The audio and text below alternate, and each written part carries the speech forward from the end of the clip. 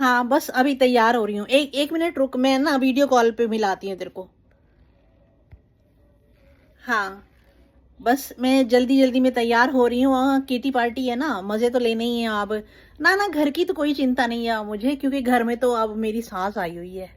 हाँ बस घर में बच्चे हैं छोटे, तो उनको संभालने के लिए एक आया की जरूरत तो होती है ना। अब तुम्हें पता ही है ना कि आया अगर हम रखते हैं, परमानेंट रखते हैं पूरे टाइम के लिए, 24 घंटे के लिए, तो वो 50,000 से कम नहीं बढ़ती है।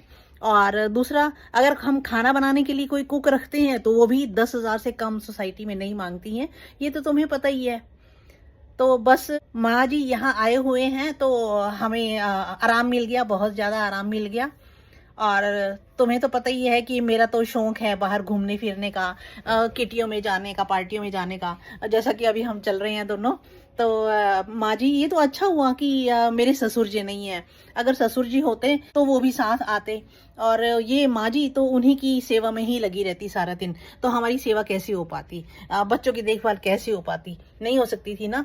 तो चलो अच्छा हुआ वो पहले चले गए, और माँ जी हैं हमारे साथ यहाँ पे हमारी हेल्प करने के लिए। और हमें किसी आया की ज़रूरत नहीं है। और सबसे बड़ी बात तो ये है कि ट्रस्ट इशू जो होता है ना, वो भी कोई चिंता नहीं है, क्योंकि बच्चों की दादी है वो तो ख्याल रखेगी ही ना।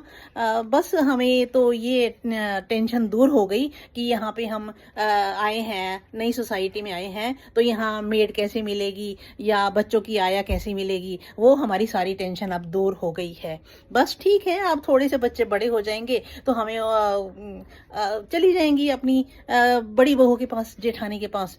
वैसे अब तक तो वो वहीं रह रही थी। हाँ, तो वहाँ पे ना अब मेरी जेठानी को ही सारा दिन काम कर करके देती रहती थी। उनके तो मज़े ही मज़े थे। उनको तो घर में कोई भी काम वाली या किसी और तरह की कोई हेल्प की ज़रूरत ही नहीं पड़ती थी, क्योंकि माँ जी वहाँ थी, वो सारा काम कर देती थी।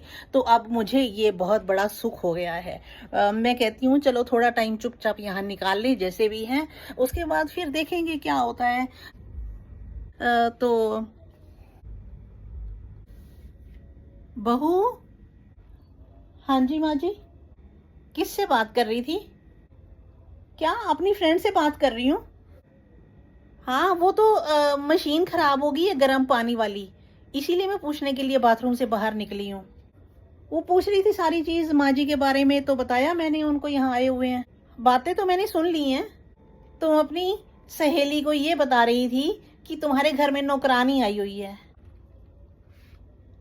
बिना पैसों के, 50,000 की आया और 10,000 की खाना बनाने वाली कुक। यही कहा ना तुमने? और जो तुम अपनी जेठानी के बारे में बोल रही थी कि वो सारा दिन काम करवाती थी मम्मी जी से, बेटा वो काम नौकरानी बन के नहीं करवाती थी। हाँ ये बात ठीक है कि वो मुझे अपनी माँ नहीं मानती थी, सास मानती थी, लेकिन सास को जो रिस्पेक्ट मिलनी चाहिए, जो प्यार मिलना चाहिए, जो इज्जत मिलनी चाहिए, वो सब वो मुझे देती थी। और उसने अब भी मना नहीं किया था। बेशक उसके जुड़वा बच्चे अभी बहुत छोटे हैं, फिर भी उसने मुझे कहा कि माँ जी आप जाइए, आप सासू माँ नहीं, आप हमारी माँ हैं। आपके दो बेटे हैं, दो बहुएं हैं, अभी आपका बंटवारा नहीं हुआ है। आप जाइए, आपके दो घर हैं, आप जहाँ मर्जी रहिए, दोनों जगह आपकी सेवा होगी, आपको प्यार मिलेगा, आपको इज्जत मिलेगी, आपको माँ का दर्जा दोनों जगह मिलेगा। आपका अभी बंटवारा नहीं हुआ है, आप जाओ, और जब आपका मन करे, जहां भी मन करे, वहां अपनी मर्जी से आप रहो, जहां आपको अच्छा लगे वहां आप रह सकती हैं। उसने कभी भी मुझे ऐसे शब्द नहीं बोले। और तुमने क्या क्या समझ लिया मुझे?